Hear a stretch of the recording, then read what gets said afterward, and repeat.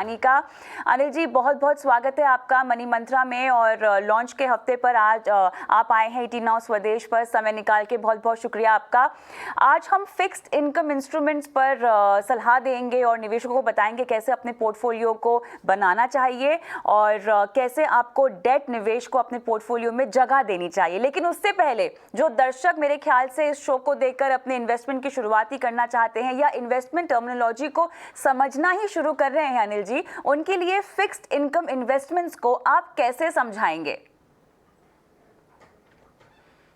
बहुत बहुत धन्यवाद कविता जी। पहले तो मैं आपके 18 नाउ स्वदेश के पूरी टीम को बहुत बहुत शुभकामना देना चाहूंगा और आपके सभी दर्शकों को आप ये मनी मंत्रा के जरिए से एक बहुत अच्छी नॉलेज शेयर कर रहे हैं, उसके लिए आपको मैं बहुत बहुत बधाई देना चाहता हूँ। जैसे आपने कहा, फिक्स्ड इनकम के जरिए से किस तरह निवेशकों का पोर्टफोलियो में क्या क्या वो ले सकते हैं ऑप्शन। एक जो कहते हैं ना कि बहुत बार काफी चीजें लर्निंग में होती है, हमारे जहन में रहती है, बट हम बहुत बार उसे भूल जाते हैं। तो एक बेसिक बैकग्राउंड से स्टार्ट करना बहुत जरूरी हो जाता है कि फिक्स्ड इनकम निवेश के लिए हमारे पास क्या क्या ऑप्शन, क्या क्या विकल्प होते हैं। तो जैसे कि सबसे पहला अपने पास सबसे बेसिक सिंपल जो है वो होता है फिक्स्ड डिपॉजिट्स, जो बैंक एफडी जो कहते हैं। और उसमें रिटर्न्स एक तरह से कहे तो फिक्स्ड होते हैं। कोई उसमें मार्क टू मार्केट मूवमेंट या कोई भी तरह का बाजार में जो उतार चढ़ाव होता है इंटरेस्ट रेट का, उससे उसका कोई वैल्यू में चेंज नहीं होता है। इंटरेस्ट रेट फिक्स्ड रहता है और उसमें एक हद तक एक गारंटी भी रहती है रिजर्व बैंक ऑफ इंडिया के रूल्स के तहत।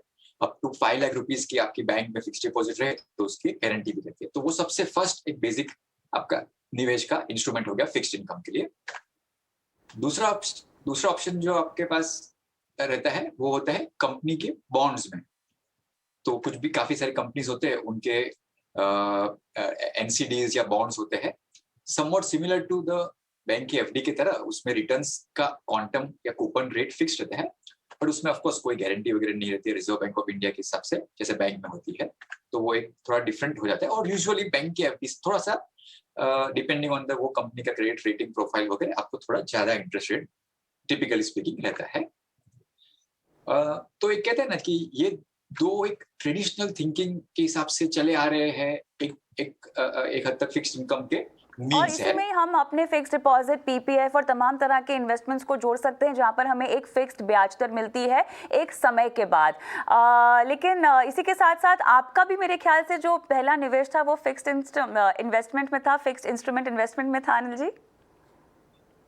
बिल्कुल बिल्कुल सही। तो जैसे अगर मैं भी एक तरफ पीछे देखूं, तो जब भी मेरी फर्स्ट सैलरी आई तो मेरे फादर ने ही कहा कि काम कर, एक अपनी लोकल जो बैंक है घर के बाजू में जहाँ पे अपने अकाउंट है, वहाँ पे एक आरडी मतलब रिकरिंग डिपॉजिट चालू कर दीजिए, मतलब एवरी मंथ एक अमाउंट में जाता रहेगा। क्योंकि मेरे पिताजी ने, मतलब जो मेरे ग्रैंडफादर थे, उन्होंने उनको भी यही सजेस्ट किया था। तो एक जनरेशनल जो एक माइंड रिकॉल होता है कि आपको फिक्स्ड इनकम कुछ पैसा डालना है, means fixed deposit of a bank, वो एक हद तक बहुत जनरेशनल वे में चली आ रही एक प्रथा है कि फिक्स्ड डिपॉजिट में आपको निवेश करना चाहिए। बिल्कुल। लेकिन एक हद तक जो अपन सोचे कि आज की तारीख में उसमें क्या आपको और क्या ऑप्शन हो सकते हैं। जैसे आपने कहा बहुत प्रॉपर वे में कि बैंक फिक्स डिपॉजिट है, कंपनी डिपॉजिट से पीपीएफ है, उसके अलावा आपके पास फिक्स्ड इनकम में निवेश करने के लिए और क्या ऑप्शन है। तो एक हद तक आप सोच सकते हैं कि आपके पास डेट म्यूचुअल फंड्स भी है जिसमें आप निवेश कर सकते हैं। तो इन पे हम लोग विस्तार से बात करेंगे क्योंकि वो हमारे सेगमेंट का दूसरा हिस्सा होने वाला है अनिल जी। क्योंकि हमने अभी तक फिक्स्ड डिपॉजिट, पीपीएफ और तमाम कंपनी बॉन्ड्स की बात की है। दर्शकों को समझना ये जरूरी है कि यहाँ पर बाजार में चाहे जितना भी उतार चढ़ाव आ जाए अनिल जी, जिस तरह का रिटर्न आपको इन फिक्स्ड इन्वेस्टमेंट इंस्ट्रूमेंट में मिलेगा उस पर तो कोई असर नहीं पड़ता ना, कि पड़ता है बाजार के उतार चढ़ाव का रिस्क फैक्टर्स एक फिक्स्ड इन्वेस्टमेंट इंस्ट्रूमेंट को लेकर क्या क्या है। मैं चाहती हूँ कि थोड़ा हम वो समझा दें विस्तार से। बहुत ही बढ़िया क्वेश्चन आपने रेज किया कविता जी, कि जो फिक्स्ड डिपॉजिट होगी बैंक में या तो जो फिक्स्ड इनकम रिटर्न बॉन्ड्स होते हैं जो कंपनी के, उसमें आपको बाजार के रेट ऑफ इंटरेस्ट के उतार चढ़ाव से कोई भी इंपैक्ट नहीं होगा। तो एक मान लीजिए कि फॉर एग्जांपल आज आप एक पर्टिकुलर बैंक में 5 साल की एफडी ओपन करते हैं, just hypothetically speaking 5% interest rate ब्याज दर के हिसाब से, ठीक है। तो हर साल या तो हर छह मंथ के गैप पे जिस हिसाब से आपने वो एफडी बुक करी है, आपको वो 5% रेट ऑफ इंटरेस्ट के हिसाब से आपके निवेश रकम के ऊपर आपको इंटरेस्ट बाय डिफॉल्ट मिलते रहेगा। उसके बाद मार्केट का रेट चाहे नीचे भी जाए चाहे ऊपर भी जाए, आपको वो लेवल पे इनकम जनरेट होती रहेगी, और वो पीरियड खत्म होने पे आपका जो ओरिजिनल अमाउंट था, मान लो कि आपने 1 लाख रुपीज की एफडी प्लेस की है, तो आपको वो 1 लाख अमाउंट आपके वापस रिटर्न आ जाएंगे। तो उसमें आपको कोई भी मार्क टू मार्केट रिस्क जो कहे, या तो जैसे आपने कहा कि जो रेट का उतार चढ़ाव होगा उससे आपके इन्वेस्टमेंट वैल्यू पे या आपके रेगुलर इनकम मतलब जो कूपन इंटरेस्ट होगा उसके ऊपर कोई भी इम्पैक्ट नहीं आता है। हाँ, आपको सिर्फ एक रिस्क हो सकता है थियोरेटिकली जो आप सोच सकते हैं, जो है कि क्रेडिट रिस्क। मान तो लीजिए मैं यहाँ अगर पे वो कुल मिला बैंक के सभी या तो रिस्क की वो बात कर रही हूँ, इंटरेस्ट रेट रिस्क हो गया, क्रेडिट रिस्क हो गया, इसके अलावा हम इन्फ्लेशन रिस्क पर भी बात करेंगे, लिक्विडिटी रिस्क की भी बात करेंगे, बिकॉज ये तमाम चीज़ें हैं जो मेरे ख्याल से फिक्स्ड इन्वेस्टमेंट इंस्ट्रूमेंट्स में जब आप डालते हैं अपना पैसा, तो आपकी जो मंशा होती है अनिल जी, वो तो यही होती है कि मेरा जो पैसा है वो सुरक्षित रहे और उसके ऊपर की जितनी कमाई होती है वो हमें मिल जाए। Traditional form of investment mindset लोगों का यही चलता है, जहां पर कई बार हम समझाएंगे आगे भी लोगों को कि आप कमाई के कई सारे मौके छोड़ देते हैं। लेकिन ऐसा नहीं है कि अगर आपने फिक्स डिपॉजिट में पैसे डाल दिए हैं तो आपका पैसा पूरी तरह से सुरक्षित है। महंगाई आपका पैसा खा सकती है। इन्फ्लेशन रिस्क के बारे में भी हमें समझाना होगा अनिल जी। बहुत बहुत बिल्कुल बिल्कुल ठीक कहा आपने। तो जो महंगाई का दर है या तो जो इन्फ्लेशन रेट है, वो अपने इनकम में से एक तरह से माइनस करना चाहिए। तो जो अपन रेट ऑफ इंटरेस्ट जो फिक्स डिपॉजिट में मिलता है, उसे जो हम कहते हैं नॉमिनल रेट ऑफ इंटरेस्ट, कि जो एक्चुअल कैश अपने हाथ में आता है, जैसे ये एग्जांपल में अपन ने सोचा कि 5% रेट ऑफ इंटरेस्ट अपने को मिल रहा है, और ऑन द अदर साइड मान लीजिए कि फॉर एग्जांपल इन्फ्लेशन या तो महंगाई का दर जो अपन कहे, वो मान लीजिए कि 4% होता है अभी currently, broadly speaking this time से। तो आपका जो रियल रेट ऑफ रिटर्न आपके हाथ में आ रहा है वो 5 - 4 मतलब सिर्फ 1% आपके हाथ में आ रहा है, क्योंकि वो सेम अमाउंट की वैल्यू जो आप सब समझ रहे हैं कि इन्फ्लेशन और महंगाई दर आपको किस हिसाब से आपकी वैल्यू इरोड करती है।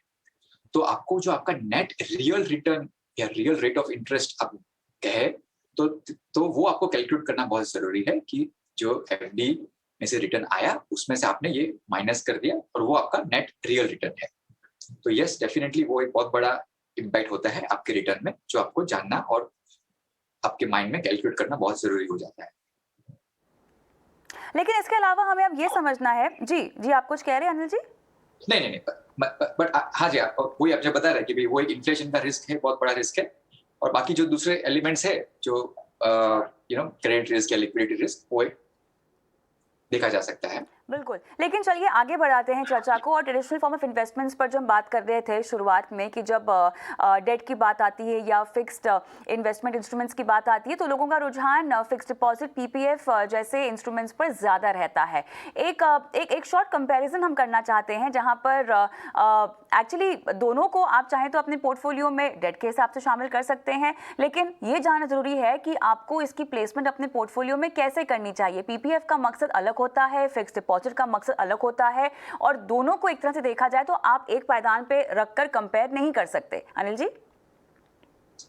हाँ, बिल्कुल बिल्कुल सही कहा। जैसे पीपीएफ एक तरह से आप देखें तो वो बहुत लॉन्ग टर्म आपका मान लीजिए कि रिटायरमेंट कॉर्पस को बिल्ड करने के हिसाब से एक जनरेट हो रहा है आपकी एक कॉर्पस लॉन्ग टर्म के हिसाब से। एक और चीज आप ध्यान में रखना चाहिए निवेशकों को कि पीपीएफ में आपको रेट ऑफ इंटरेस्ट जो मिलता है, इंटरेस्ट मिलता है, वो आप हर हर मंथ में या हर 6 माह में विड्रॉ नहीं कर सकते आपको यूटिलाइज करने के लिए। वो आपके लॉन्ग टर्म कॉर्पस में रिटायरमेंट के लिए बिल्डअप हो रहा है, जबकि फिक्स डिपॉजिट में आपको जो रेगुलर इंटरेस्ट मिल रहा है वो आप विड्रॉ करके आप यूटिलाइज कर सकते हैं। नो डाउट उसके ऊपर आपको टैक्स भी भरना आएगा, आपकी टैक्स लायबिलिटी आ जाती है, क्योंकि जो फिक्स डिपॉजिट के ऊपर अपन इंटरेस्ट अर्न करते हैं उसके ऊपर जो मैक्सिमम मार्जिनल रेट जिस हिसाब से अपना टैक्स स्लैब आता है अपने को टैक्स भरना पड़ता है।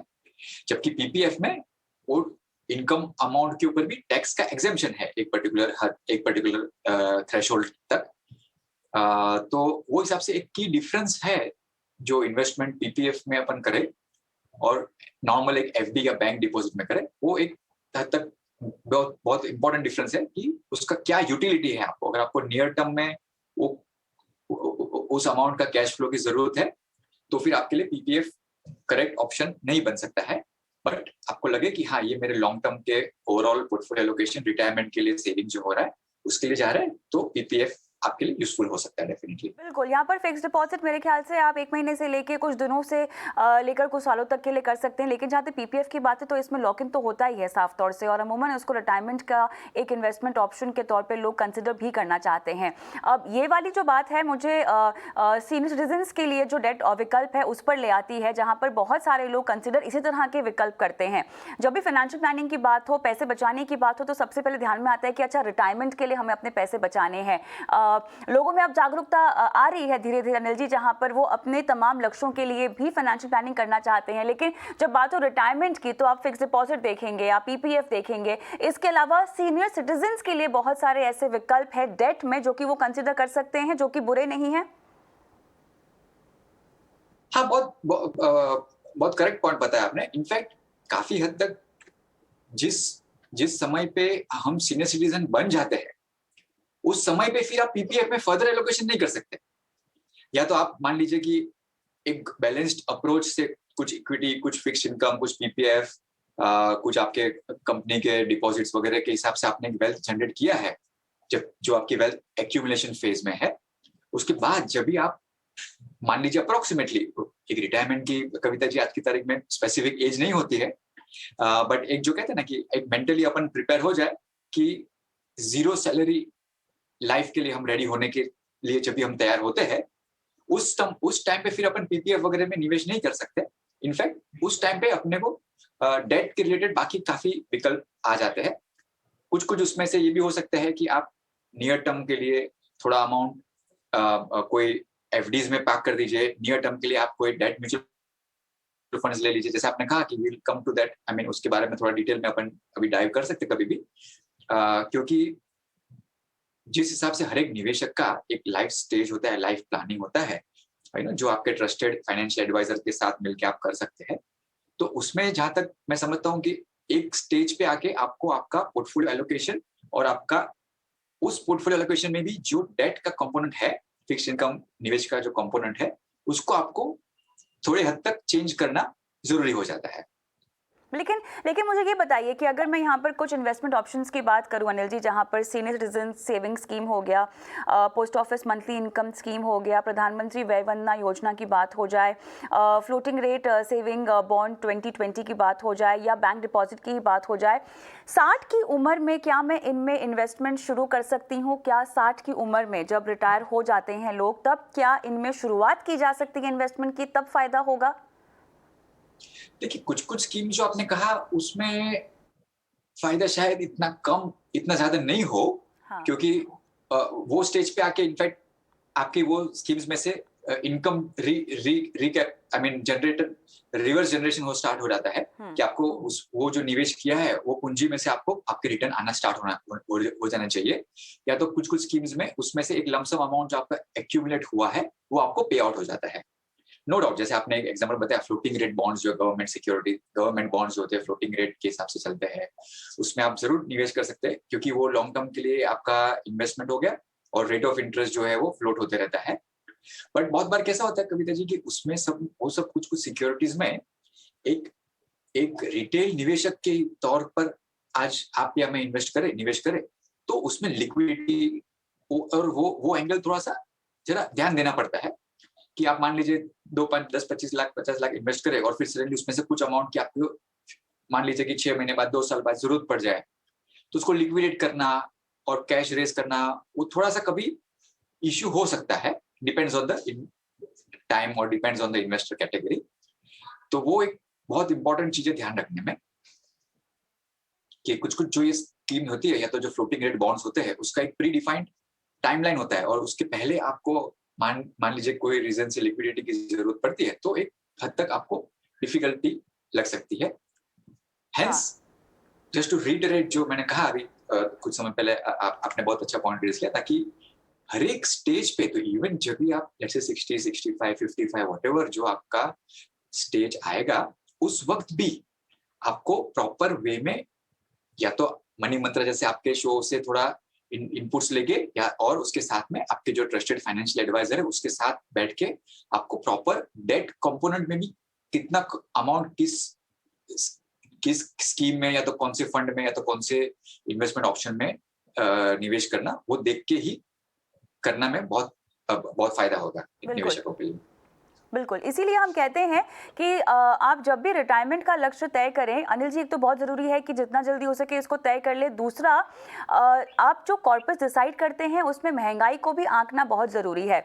इसीलिए आप केवल अगर डेट ऑप्शन पर या फिक्स्ड इन्वेस्टमेंट इंस्ट्रूमेंट्स पर ही डिपेंडेंट रहेंगे, उन्हीं पर भरोसा करेंगे रिटायरमेंट कॉर्पस खड़ा करने के लिए, तो शायद जितना आप चाहते हैं उतना नहीं हो पाए। थोड़ा सा अग्रेसिव इन्वेस्टमेंट ऑप्शन आपको कंसिडर करना चाहिए जिसमें इक्विटी को आप भागीदारी बना सकते हैं, लेकिन ये तब होगा जब आप सही समय पर अपनी रिटायरमेंट की प्लानिंग शुरू करें। ऐसा नहीं है कि 1 साल बाद रिटायर होने वाले हैं और अभी आप इक्विटी में निवेश करना शुरू कर दें। हालांकि अनिल जी, अब सवाल ये है कि आप रिटायरमेंट के लिए, रिटायरमेंट के बाद भी इनफैक्ट इक्विटी में निवेशित रह सकते हैं, बशर्त है कि आप अपने पोर्टफोलियो को उस तरह बैलेंस करें। क्या कहेंगे आप?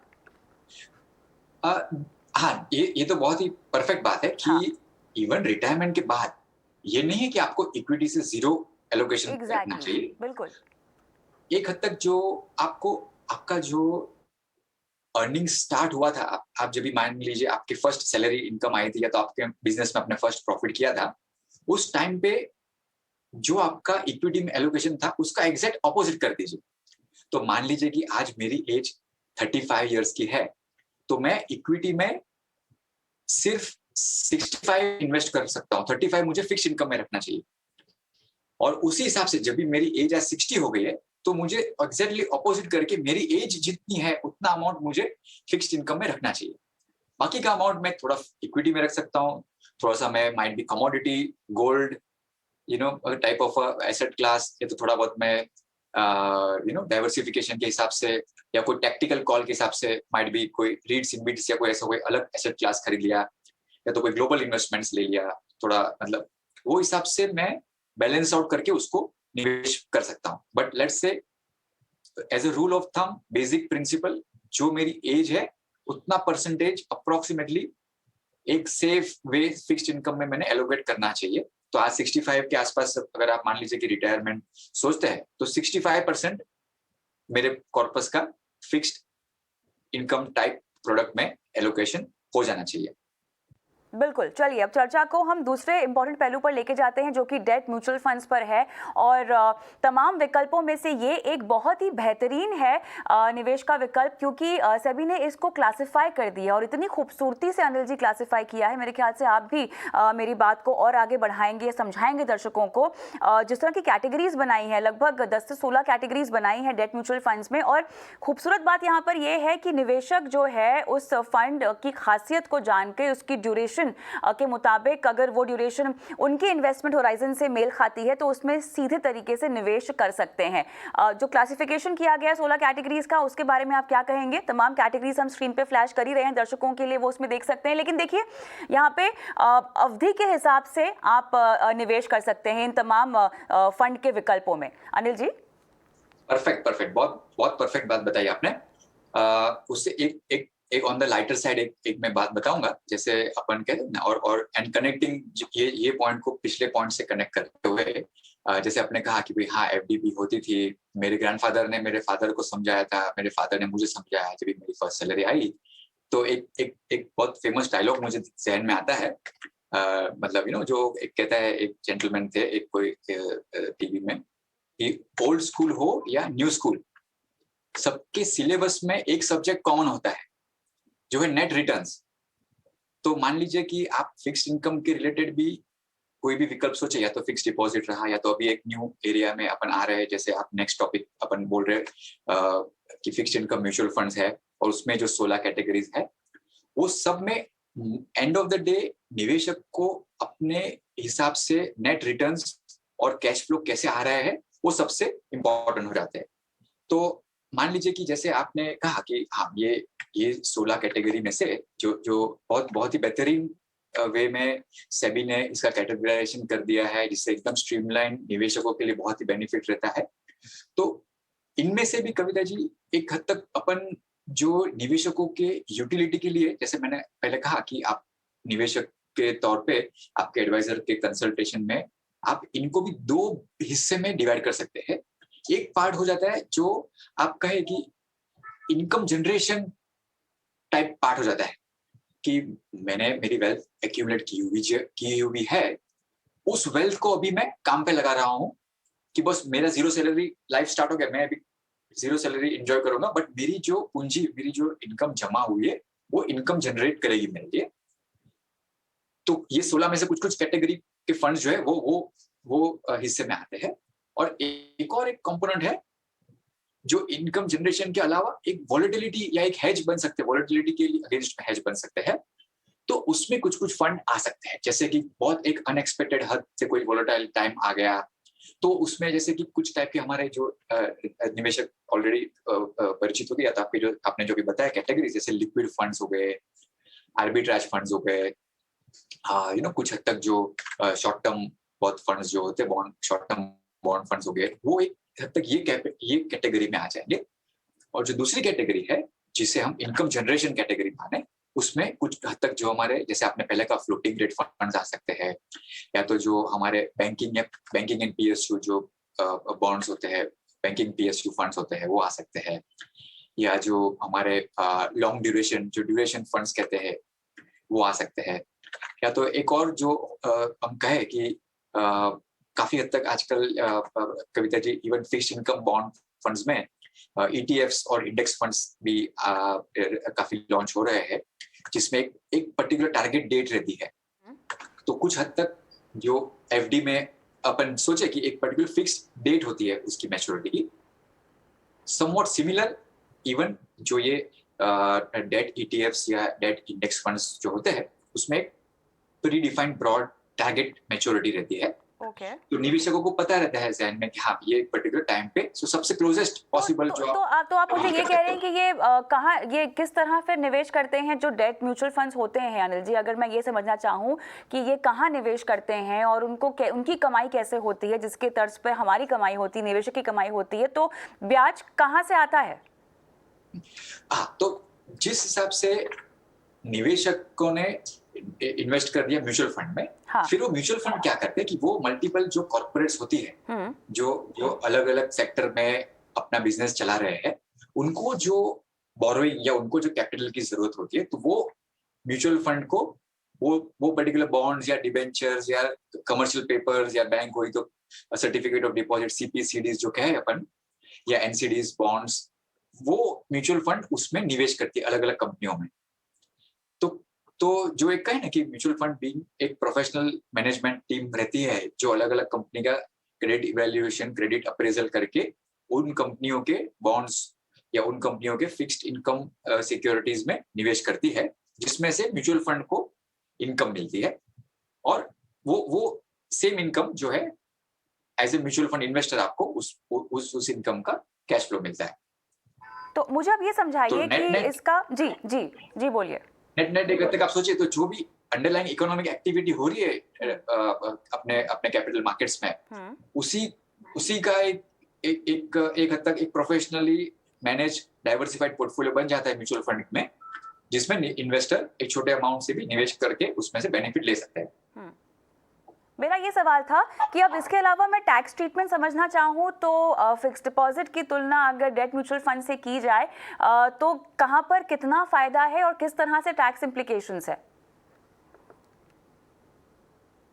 बहुत ही अच्छा क्वेश्चन है कविता जी। टैक्स जो एक चीज है, आज हर एक जन के माइंड में जैसे टैक्स वर्ड आके टेंशन बैठ जाता है। अभी टैक्स सैलरी इनकम वाले भी, जिससे सबसे सिंपल टैक्सेशन, तो भी लगता है मेरा टैक्स रिटर्न फाइल करना पेंडिंग रह गया है, एक हद तक मेरे हाथ में सैलरी आने के पहले ही टैक्स कट करके आया। तो tax is a very important thing, बहुत ही महत्वपूर्ण चीज है हमें हमारे इन्वेस्टमेंट डिसीजन लेने के पहले भी कैलकुलेट करने के लिए कि इसमें कितना टैक्स लगेगा। है इक्विटी में निवेश करें या डेट में निवेश करें, देखिए आपको टैक्सेशन आपके इन्वेस्टमेंट प्रोडक्ट पे कैसे लगने वाला है, कितनी कमाई होने वाली है, हाथ में लगभग कितना पैसा आएगा, ये समझ लेना बहुत जरूरी है। जी बताएं आगे। तो जो बैंक एफडीज होती है या कंपनी के जो डिपॉजिट्स रहती है, उसमें जो आपको इनकम आती है वो इंटरेस्ट इनकम के फॉर्म में आती है। तो इंटरेस्ट इनकम जो होती है कविता जी, वो अपने सबसे हाईएस्ट टैक्स स्लैब, मतलब जो नॉर्मल आपकी इनकम के हिसाब से ब्रॉडली स्पीकिंग अपन सोचे 33% अप्रोक्सीमेटली टैक्स रेट में चले जाता है। मतलब 1/3 या 1/3 इनकम जो भी आपने आपको मिली है, वो आपको टैक्स में चली जाती है। तो might be just for example 6% rate of interest कोई कंपनी एफडी में आपको मिल रहा है, तो उसमें से अपफ्रंट आप सोच के चलो कि 1/3 मतलब अप्रोक्सीमेटली 2% आपका टैक्स में निकल गया है। और उसके पहले जो अपन ने बात की कि इन्फ्लेशन जो है या महंगाई का जो एक दर है, वो तो आपके रिटर्न को ईट अप कर ही रहा है। तो बहुत बार ऐसा हो जाता है कि आज की तारीख में एज ए निवेशक मैं कोई बैंक एफडी या कंपनी एफडी में निवेश करता हूँ, तो after tax and after adjusting for inflation, real rate of return मेरे हाथ में जो आता है वो वर्चुअली बहुत ही मामूली या कभी कभी जीरो या कभी मतलब इन सम केस नेगेटिव भी जा सकता है। मतलब बिल्कुल बिल्कुल। तो बहुत ही इंपॉर्टेंट है ये चीज ध्यान में रखना कि आपके निवेश करने के जरिए में आप टैक्स का एलिमेंट कैलकुलेट करके ही डिसीजन ले। तो अभी जो दूसरा ऑप्शन है, जैसे कि अपन ने कोई डेट म्यूचुअल फंड में निवेश किया, ये सेकंड और थर्ड ऑप्शन पे भी मैं आऊंगा जिसमें सबसे बेस्ट टैक्स एडवांटेज है। तो सबसे हेवी टैक्स लग रहा है बैंक की एफडी या कंपनी एफडी में, मैक्सिमम रेट मान लीजिए 33%। म्यूचुअल फंड में आप आते हैं, जब भी डेट म्यूचुअल फंड को आप मान लीजिए लॉन्ग टर्म होल्ड कर रहे हैं, यूजुअली आप कुछ हद तक लॉन्ग टर्म इन्वेस्टमेंट ही करेंगे डेट में स्पेसिफिकली, तो long term capital gains tax जो होता है उसमें आपको 20% का टैक्स स्लैब लगता है और उसके ऊपर आपको इंडेक्सेशन बेनिफिट मिलता है। तो मान लीजिए आपने 1 लाख रुपीस का इन्वेस्टमेंट किया था, तो हर माइट बी 5 इयर्स बाद आप उसको प्रॉफिट बुक करे हैं, तो हर एक साल का आपको इंडेक्सेशन बेनिफिट मिलता है। तो इंडेक्सेशन रेट जो है कविता जी, वो बहुत हद तक अपने जो इन्फ्लेशन रेट के साथ लूजली कनेक्टेड रहता है। तो माइट बी इन्फ्लेशन मतलब महंगाई दर के हिसाब से माइट बी 4%, 5%, 3% इंक्रीज हो रहा है अगर इन्फ्लेशन, तो आपको उस रेंज में इंडेक्सेशन बेनिफिट भी मिलती है। तो माइट बी वो 1 लाख का कॉस्ट एक्चुअली आपको बढ़ते बढ़ते by the end of the 5th year approximately might be let's say 1,30,000 हो गया है। और आपने जो इन्वेस्टमेंट का जो गेन हुआ है माइट बी 1,50,000 आपने बेचा है, तो उसमें से आपको सिर्फ अभी 20,000 बचते हैं जिसके ऊपर आपको टैक्स पे करना है, और वो भी सिर्फ 20% के रेट के ऊपर, नॉट मैक्सिमम रेट ऑफ 33%। बहुत बढ़िया। तो कुछ हद तक आपको इसमें बहुत ही सेविंग टैक्स का डिफरेंशियल रेट एक हद तक आपको कैलकुलेट करने में आपको आपका टैक्स लायबिलिटी काफी हद तक कम हो सकता है। एब्सोल्युटली। और थर्ड जो है, जो मैंने बताया कि फिक्स्ड इनकम में भी जो जिसमें आपको बहुत ही टैक्स का बेनिफिट मिलता है, वो कुछ जो ये सेंट्रल गवर्नमेंट या जो गवर्नमेंट बैक्ड स्कीम्स रहती है, जैसे कि एग्जांपल आपने पहले बताया पीपीएफ। तो पीपीएफ में कैसा है कि पूरा इंटरेस्ट जो आपको हर साल आ रहा अक्रू हो रहा है, उसमें आपको फुल एग्जेम्पशन है, of course up to certain amount का थ्रेशोल्ड तक, बट एक हद तक जो कहे कि आपका वो अमाउंट के थ्रेशोल्ड तक ये बहुत ही बेहतरीन अल्टरनेटिव हो जाता है। नो डाउट आपको उसके वो इंटरेस्ट अर्न करने के लिए आपको लिक्विडिटी फोरगो करनी पड़ेगी, क्योंकि आपको वो हर साल या हर 6 महीने में रिडीम करके आपको हाथ में यूज करने के लिए इंटरेस्ट नहीं मिलता है, बट उसके सामने आपको टैक्स बेनिफिट डेफिनेटली एक हद तक मिलता है। लेकिन तो ये 3 ऑप्शंस हो गए जो आपको टैक्स के लिए बहुत ही बिल्कुल काफी विस्तार से समझाया है आपने। लेकिन इस पूरे डिस्कशन का आखिरी छोर जो रखा था मैंने एंड के लिए, फ्लोटर फंड्स जिनकी लोकप्रियता बढ़ती हुई जा रही है और एक ऐसी कैटेगरी है जिसको आपने इनकम जनरेशन के तौर पर भी अभी हमें समझाया है।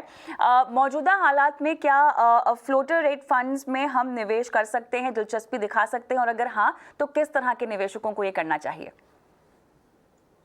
देखिए, जो हिसाब से करंट मार्केट रेट चल रहा है, वो टेक्निकल एस्पेक्ट में हम अभी नहीं इतना इन्वॉल्व होते हैं कि रेट क्या होगा कैसे होगा, बट एक कुछ हद तक जो आज आप और मैं समझ सकते हैं कि पिछले अप्रोक्सीमेटली 1.5 से 2 साल में जब से पेंडेमिक का क्राइसिस हिट हुआ है, इंडिया और as well as world over हर एक जगह पे सेंट्रल बैंक जो होती है, जैसे अपनी रिजर्व बैंक ऑफ इंडिया है, तो उन्होंने रेट्स को काफी हद तक नीचे रखा है, मतलब कम करते गए हैं। अभी एक हद तक एक्सपेक्टेशन है कि शायद थोड़े रेट्स इंक्रीज हो जाए। तो जब भी इंटरेस्ट रेट इंक्रीज होते हैं, तो आपके जो फिक्स्ड इनकम बॉन्ड्स या फिक्स्ड इनकम इन्वेस्टमेंट होते हैं, उसके ऊपर इनवर्स इफेक्ट आता है, मतलब उसके प्राइस थोड़े डाउन जाते हैं।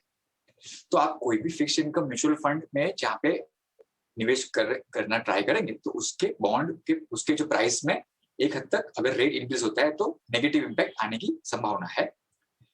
तो फ्लोटर फंड्स जो होते हैं वो कुछ हद तक उसको नेगेट करने के लिए या वो रिस्क को मिटिगेट करने के लिए पोजीशन किए गए रहते हैं।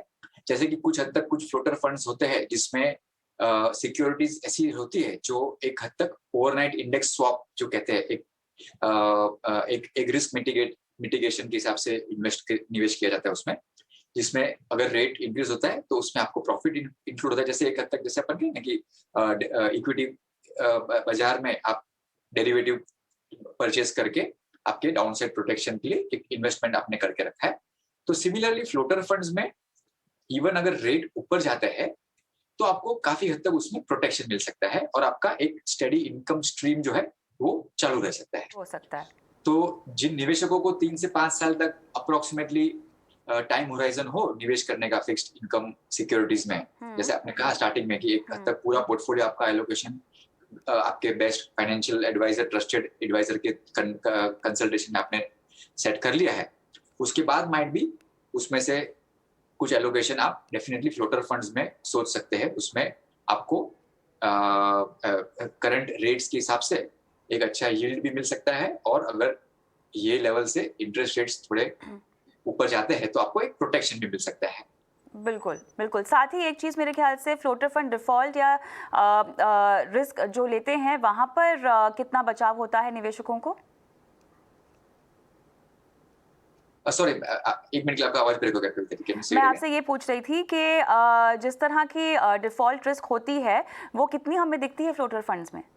डिफॉल्ट रिस्क, हाँ, नहीं देखिए, फ्लोटर फंड में काफी हद तक हर एक फंड हाउस अपने फ्लोटर फंड अलग तरीके से चलाते हैं, बट काफी हद तक जहाँ तक मेजोरिटी करंटली जो मार्केट में फ्लोटर फंड्स है उसमें जो डिफॉल्ट रिस्क बहुत ही कम होती है, क्योंकि काफी लोग उसमें either very high credit quality AAA type securities लेते हैं या तो काफी हद तक आप जो स्टेट डेवलपमेंट लोन्स SDLs वगैरह होते हैं, GSEC होते हैं, तो उसके हिसाब से जो ये टाइप के जो फंड्स होते हैं उसके क्रेडिट प्रोफाइल जो होती है बहुत ही स्ट्रांग होती है। तो आपको क्रेडिट डिफॉल्ट के अपर चांसेस काफी हद तक बहुत कम होते हैं। बिल्कुल, ये AA+ रेटेड विकल्पों में ही निवेश करते हैं, लेकिन फिर भी निवेशकों के लिए एहतियातन ये जान लेना बहुत ज़रूरी है कि उनकी फ़ंड की क्वालिटी क्या है, उनका फ़ंड कहाँ कहाँ किस तरह के इंस्ट्रूमेंट्स में निवेश करता है। मेरे ख्याल से कुल मिला के आपने बहुत खूबसूरती से तमाम डेट विकल्पों और फिक्स इन्वेस्टमेंट इंस्ट्रूमेंट्स पर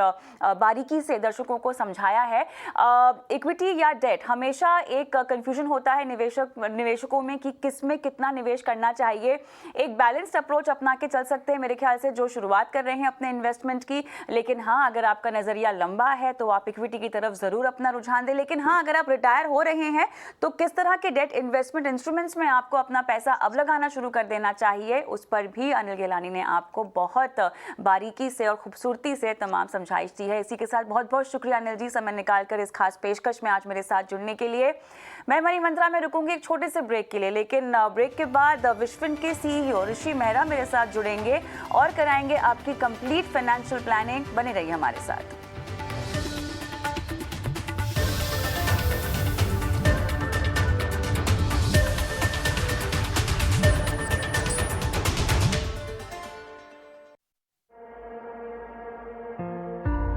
Long years ago, we made a tryst with destiny. क्यों जरूरी है बदलना, कभी सोचा है? 75 साल पहले हमने इंडिया से एक वादा किया था, बदलाव की ऐसी नहर निकालेंगे कि जमीन पर हर रोज तरक्की की नई फसल तैयार हो।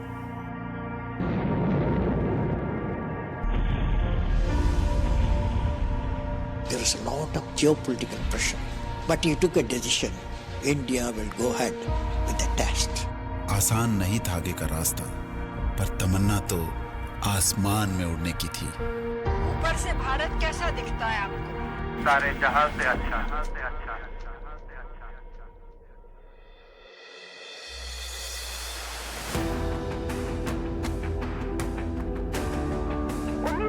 में प्रधानमंत्री नरसिम्हा राव और वित्त मंत्री मनमोहन सिंह ने देश के दरवाजे दुनिया के लिए खोल दिए। बदलाव ही था कि बंद दरवाजे खुले और तरक्की की हवा ने पंखों में नई जान भर दी। This is going to be India's century.